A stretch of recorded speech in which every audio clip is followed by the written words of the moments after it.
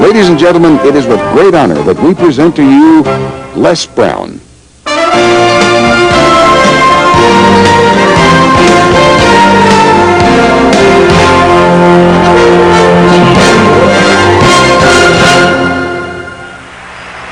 What I'd like for you to do right now, I want you to think about your dream, because I'm in a room full of dreamers. Think about your dream right now. I want you to think about it and envision it. Now, ladies and gentlemen, let me share something with you. I do not believe that any of us have dreams that were not given to us for the purpose of accomplishing those particular dreams. And I want to share something with you that has changed my life. I started out, as was indicated by Jack. It's very humble beginnings. I don't know what that dream is that you have. I don't care how far-fetched it might appear to be. I don't care how disappointing it might have been as you've been working toward that dream. But here's what I know, that dream that you're holding in your mind, that it's possible. Let's say that together, please. It's possible. See, sometimes we can't say, I can do that. But what we can say, that it's possible that I can have my dream as we run toward it, as we work on it day in and day out.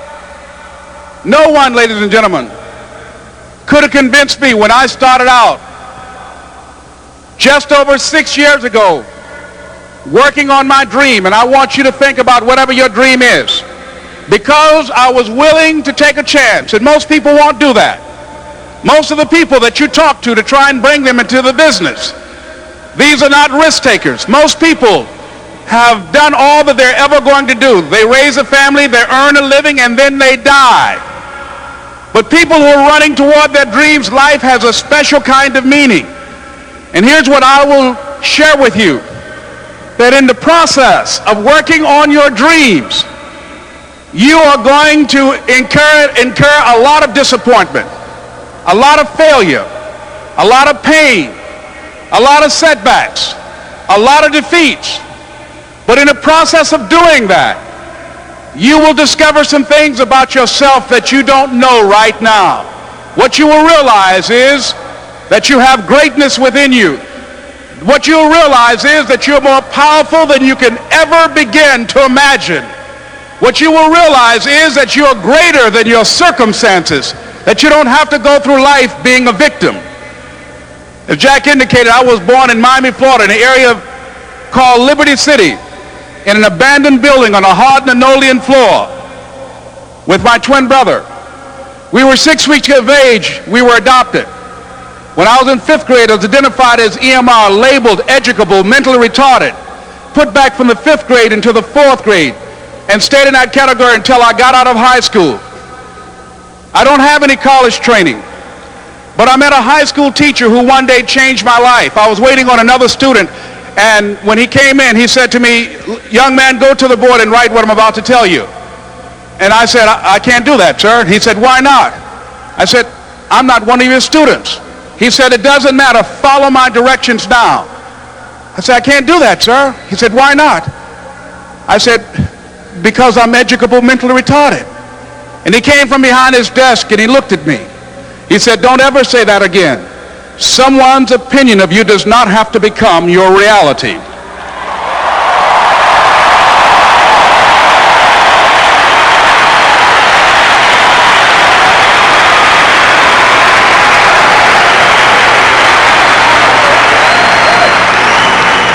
And that man, Mr. Leroy Washington, did something for me. He started planting seeds in my mind that enabled me to begin to dream, as Dexter has been doing for you.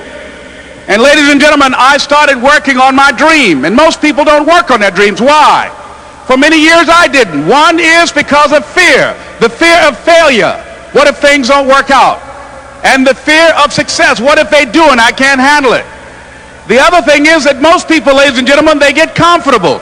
They stop growing, they stop working on themselves, they stop stretching, they stop pushing themselves, and they end up becoming very cynical about life, and they throw in the towel on themselves and on their families, and on their dreams. And the other thing is that most people don't feel worthy. What I'm doing now, I could have been doing years ago. But because I did not have a college education, because I didn't believe in myself, because I allowed other people's opinion of me to control my destiny, I didn't act on my ideas.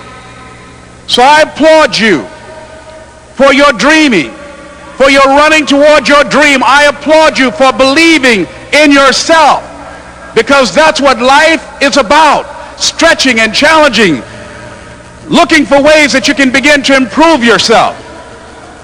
And ladies and gentlemen, as a result of stretching out, of acting on my dream, and I don't know what that dream is for you, I can tell you that it's possible. No one could have convinced me that after just over 6 years, I will have my own book entitled Live Your Dreams. Just over 6 years, I will have 5 specials on public television. Just over 6 years, I've done motivational speaking for AT&T, Procter & Gamble, McDonald's Corporation, Xerox, IBM. Just over 6 years. I will now have my own talk show that will premiere on Monday, Labor Day. I'm saying to you, your dream is possible. Your dream is possible. But not only is it important that you believe and begin to know that it's possible for you to live your dream as you run toward it, but I've done something that I want to share with you called Choosing Your Future. In fact, I've developed a set of tapes talking about how to begin to create your own reality by choosing your future. And not only is it important for you to know it's possible for you to choose your future, but it's necessary that you work on yourself, that you develop yourself. It's necessary that you get the energy drainers out of your life, people who don't want anything, people who are not striving, people who are not challenging themselves, people who aren't growing, people who have stopped dreaming. It's necessary that you align yourself with people and attract people into your business who are hungry, people who are unstoppable and unreasonable, people who are refusing to leave life just as it is and who want more. My mother used to say, birds of a feather flock together. If you run around with losers, you will end up a loser. It's necessary that you get the losers out of your life if you want to live your dream.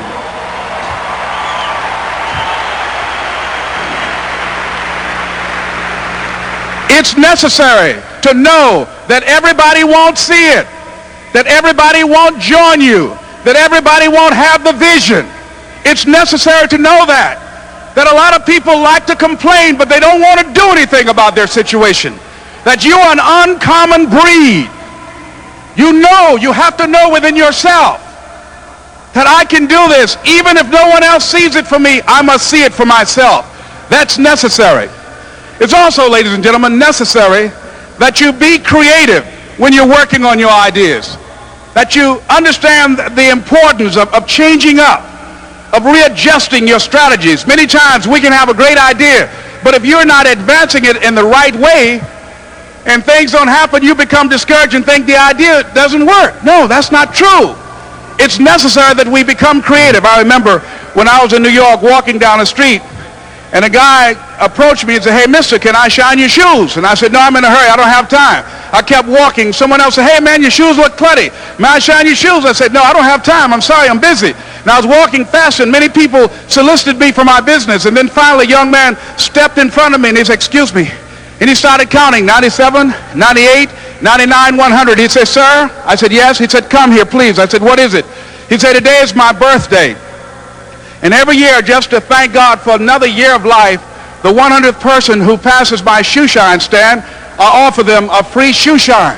Would you give me the honors?" I said, "Why, sure."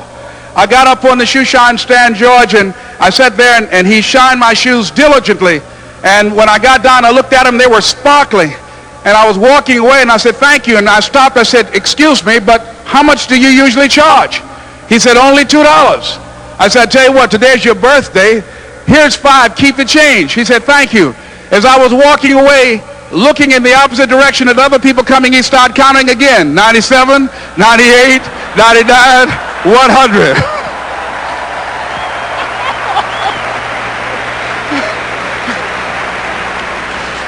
It's necessary that you be flexible, that you are always thinking of how can I improve this better. This is a customer-driven economy. It's necessary for you to always explore various ways in which you can improve the quality of service that you're providing for the people in your organization. I remember something, a major company had talked about the extra value service they were providing for their customers. And the lady who had the news conference summarized it this way. She said, it's not our intention to satisfy our customers or to please our customers. Our intention is to amaze them. It's necessary, if you're going to compete today, that you look for ways to amaze your customers by being one of those individuals that keep your commitments, that keep your word, that's relentless. It's necessary as you work with the people that you bring into your organization, that they see that you're a good example of a person to work with because you model integrity and determination and ambition and truth and honesty and the way in which you conduct business. The next step is, that is you. That is you. That no one can do it for you but you. And even though you face disappointments, even though you will experience some setbacks, it goes with the territory. You must understand that. I remember I was playing a game with my 9-year-old son, John Leslie, and I beat him 10 straight games in a game called Connect 4. And finally, I said, John Leslie, I'm bored. I don't want to play you anymore. And I got up, and I said, I'm ready to go to sleep now. And repeat out to me, please. Let's say this together. It's not over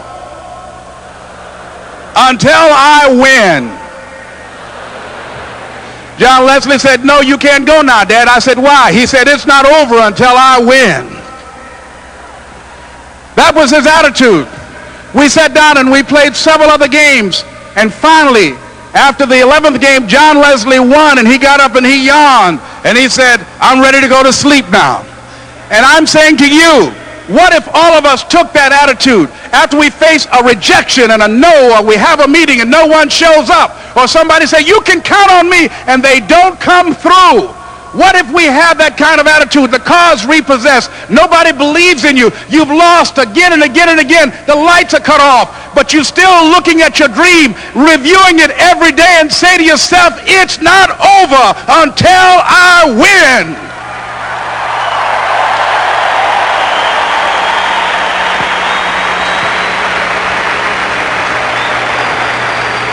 Life will yield to you. Now here's the next step. Repeat after me, please. It's possible. I can live my dream. It's necessary. I work on myself. Surround myself with winners. Become creative. It's me. I've got to make it happen. It's not over until I win.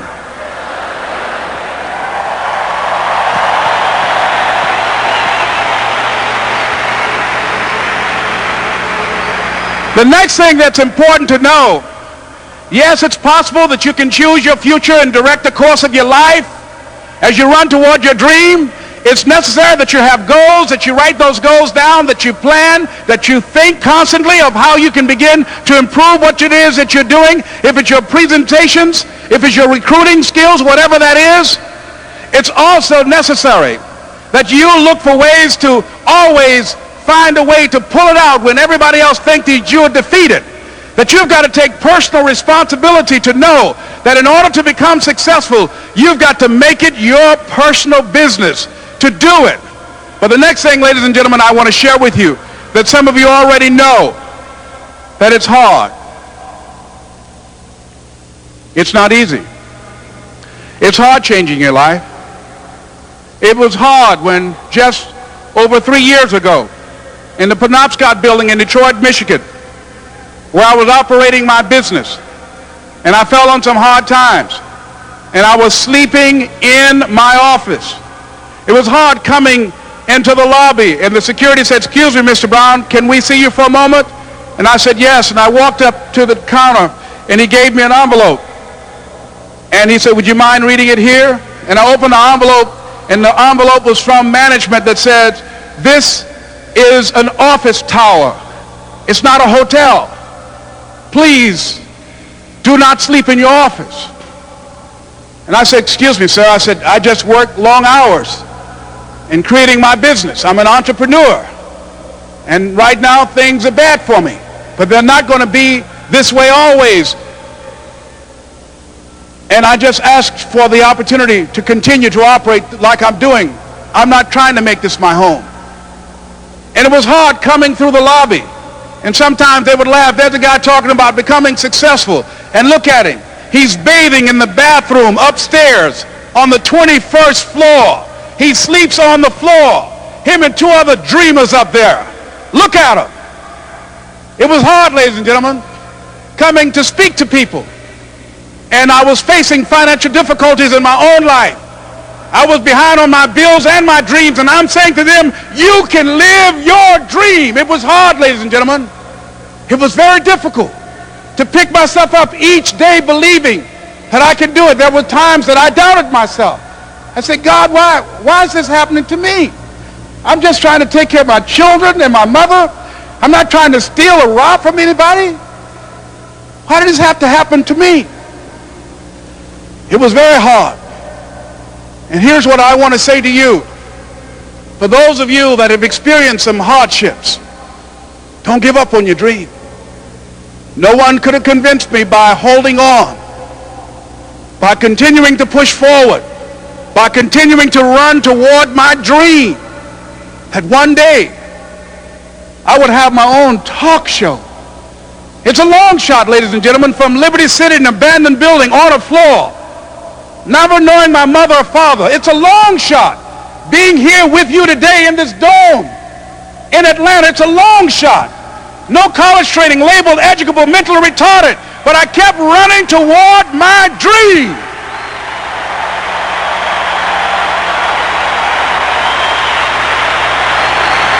Don't stop.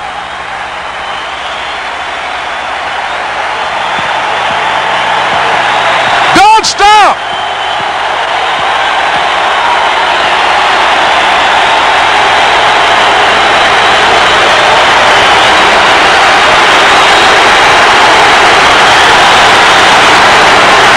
Stop running toward your dream.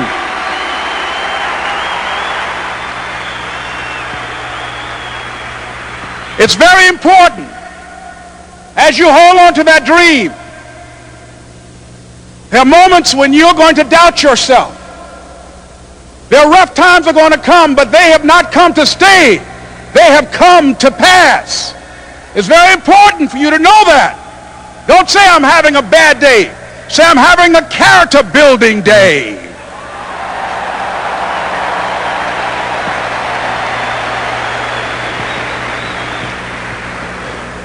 It's very important for you to believe that you are the one to make this happen. I remember this high school teacher, Mr. Leroy Washington, at the end of school one June, it was just a few days before we were supposed to leave.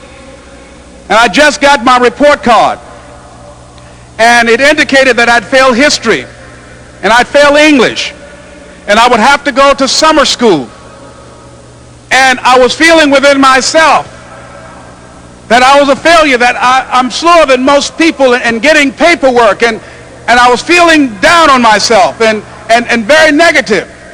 And Mr. Washington was giving a speech to the graduating seniors, and I was in 11th grade.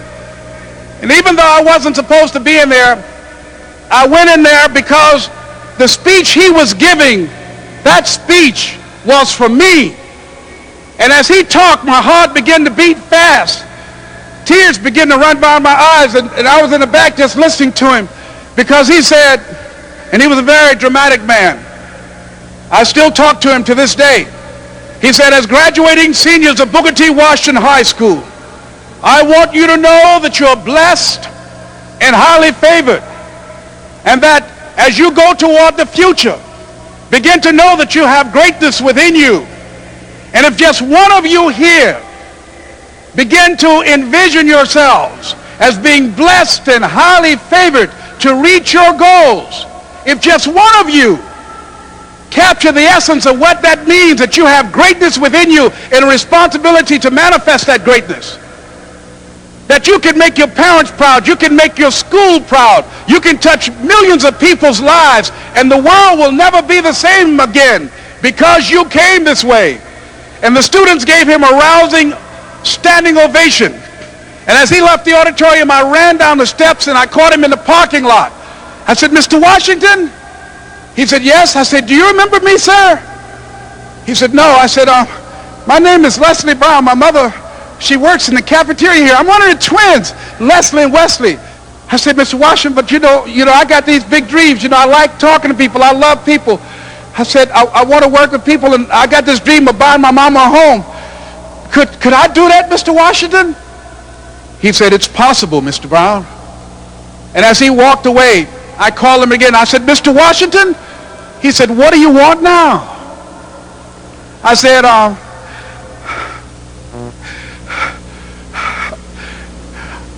the one, sir." I said, "I'm the one. You remember me, sir. I'm Miss Mamie Brown's boy. I'm the one.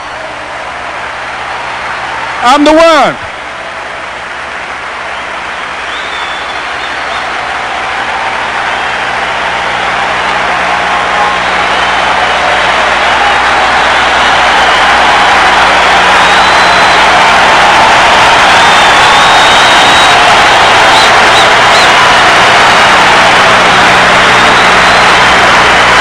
And you must feel that's why you're here, because you are the one. And I remember when PBS first played one of my specials called "You Deserve" one Sunday afternoon in Miami, Florida. I had some friends call him to tell him to tune in. And he watched the program. He called me in Detroit, and I answered the phone. I said, "Hello." He said, "May I speak to Les Brown, please?" I said, "Who's calling?" He said, "You know who this is." I said, "Oh, Mr. Washington, it's you." He said, "You were the one, weren't you?" I said, "Yes, sir." He said, "And you were so crazy." I said, "I know, but I'm rich now."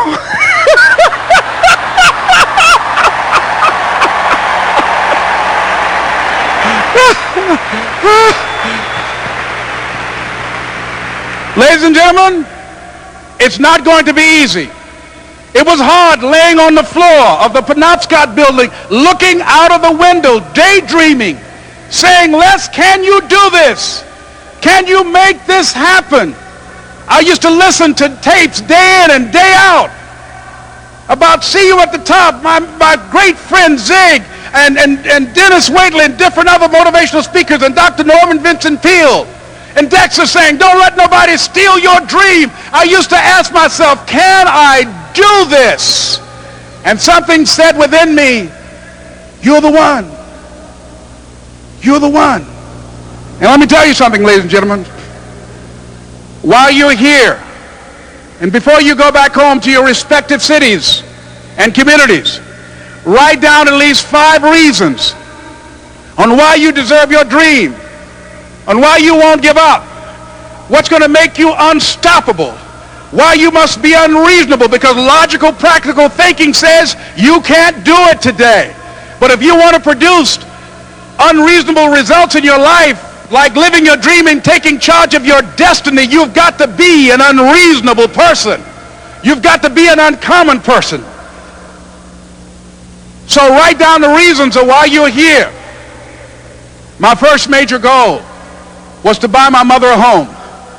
And let me tell you something, ladies and gentlemen. What will reasons do, Les? Nietzsche said, if you know the why for doing, you can endure almost anyhow.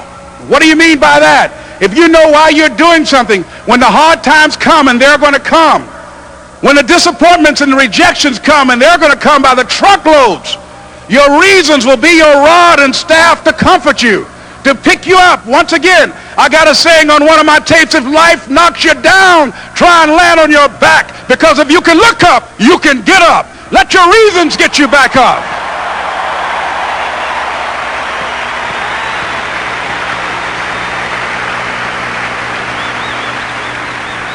I remember when I bought the home for my mother, and she came out of the car. When I opened the door, I said, "Mom, I think I know these people in this house."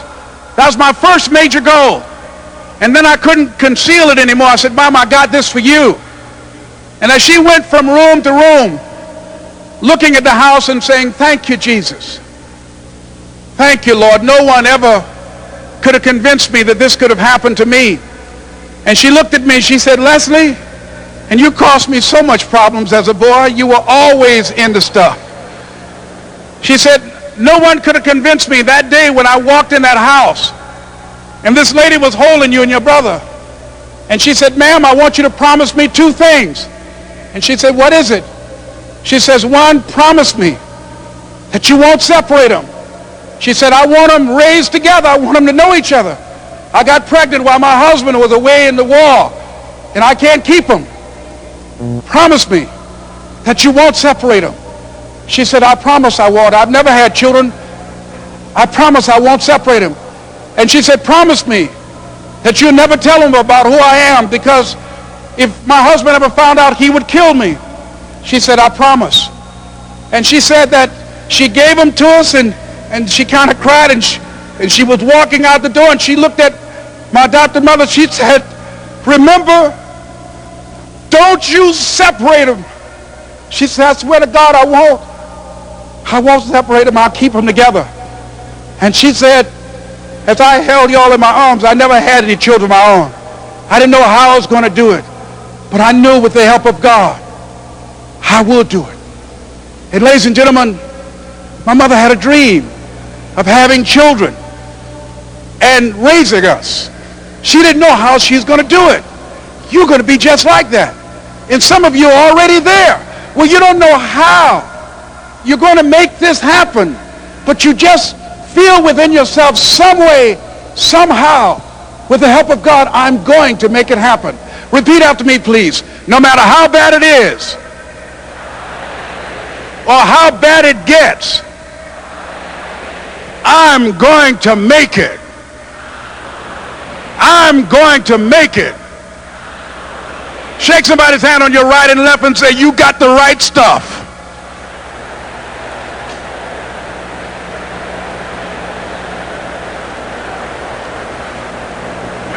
So yes, it's possible for you to live your dream. It's necessary that you associate with winners, that you work your system, that you are relentless, that you never give up. It's you. You've got to take personal responsibility. You've got to make it your personal business to make it happen. And you've got to resolve within yourself that I can do this, that it's hard. But you've got to say, I'm the one. I'm the one to make this happen. I'm the one to become successful in this business. As you work to help other people to become successful, that feeds your success. But you know it's going to be hard, but find out what will make it worth it for you. I told Mr. Washington I wanted to become a disc jockey. Someone asked me to tell this story. And he said, Les Brown, he said, if you want to do anything worthwhile in life, you've got to be hungry. And so I started working to develop myself. He said, I want you to practice every day being a disc jockey. I said, but I don't have any job now. He said, it doesn't matter. He said that it's better to be prepared for an opportunity and not have one than to have an opportunity and not be prepared. So every day I was working to develop myself. And that's what you must do. And as I was working to develop myself, I applied for a job as a disc jockey, WMB, I'm on Miami Beach. I went to a guy named Milton Butterball. I said, how you doing, Mr. Butterball? I'd like to get a job as a disc jockey. He looked at me, he said, do you have any broadcast background? I said, no, sir, I don't. You have any journalism background? I said, no, sir, I don't. He said, we don't have any jobs available. I said, yes, sir. I went back to Mr. Washington and I told him. He said, don't take it personally. He said, most people are so negative, they will have to say no 7 times before they say yes. He said, go back again. So I went back again. I said, how you doing, Mr. Butterball? My name is Les Brown. He said, I know what your name is. What do you want? I said, I'd like to know whether or not you have any jobs as a disc jockey, sir. He said, didn't I just tell you yesterday we didn't have any jobs? I said, yes, sir, but I know whether or not somebody got laid off or somebody was fired, sir. He said, no one was laid off or fired. Now get on out of here. I came back the next day. Hello, Mr. Butterball. How are you? He said, fine. What do you want now? I said, I'd like to know whether or not you got any jobs, sir. didn't I tell you the last 2 days we didn't have any jobs? I said, yes, sir, but I don't know whether or not somebody got sick or somebody died, sir. He said, no one got sick or died. Now don't come back here, and threw me out again. I came back the next day like I was seeing him for the first time. I said, hello, Mr. Butterball, how are you? He looked at me with rage. He said, go get me some coffee. I said, yes, sir.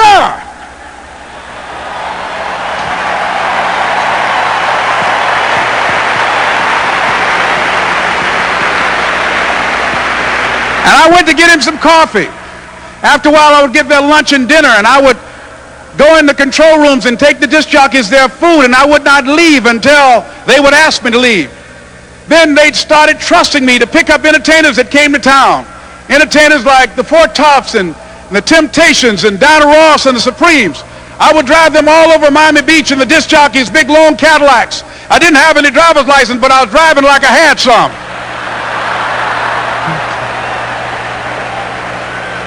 And one day, one Saturday afternoon, while I was at the radio station, a guy named Rock was drinking while he was on the air.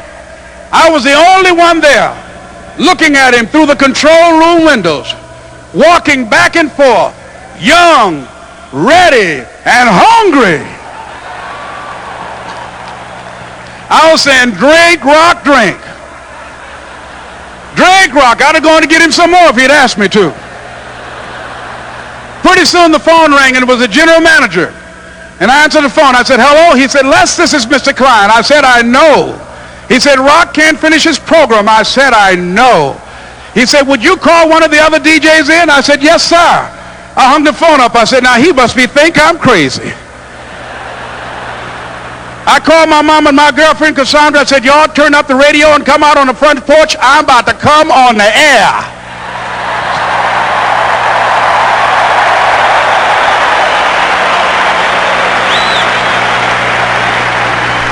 I waited for about 20 minutes, and I called him back. I said, Mr. Klein, I can't find nobody.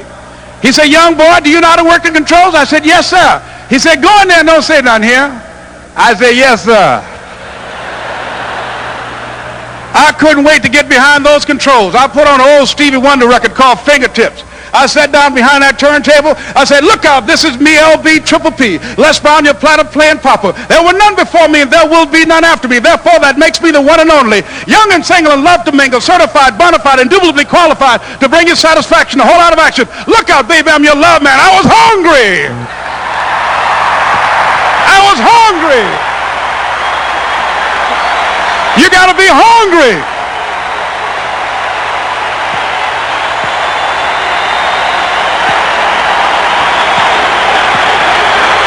You got to be hungry.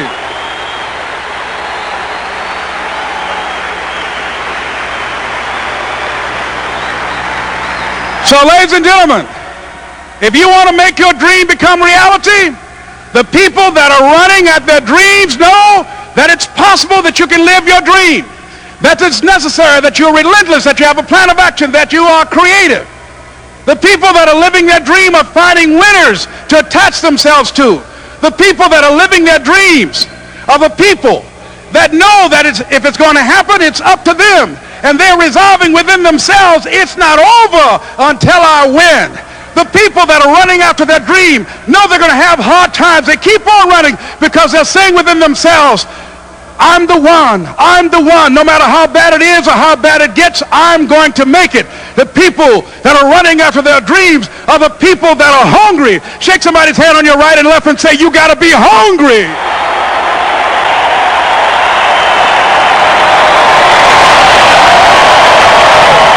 And as you run toward your dream, I want to dedicate this to you that I love very much. I want to thank Dexter and all of you. It's something that I'm known by. It's on our tapes called Choosing Your Future, and it says simply this, that if you want a thing bad enough to go out and fight for it, to work day and night for it, to give up your time, your peace, and your sleep for it, if all that you dream and scheme is about it, and life seems useless and worthless without it, And if you gladly sweat for it and fret for it and plan for it and lose all your terror of the opposition for it, and if you simply go after that thing that you want with all of your capacity, strength and sagacity, faith, hope and confidence, and stern pertinacity, if neither cold poverty, famish or gulf, sickness or pain or body and brain can keep you away from the thing that you want, if dogged and grim you besiege and beset it, with the help of God you'll get it. This is Mrs. Mamie Brown's baby boy, Leslie Calvin Brown, saying it's been a plumb pleasing pleasure as well as a privilege. Thank you.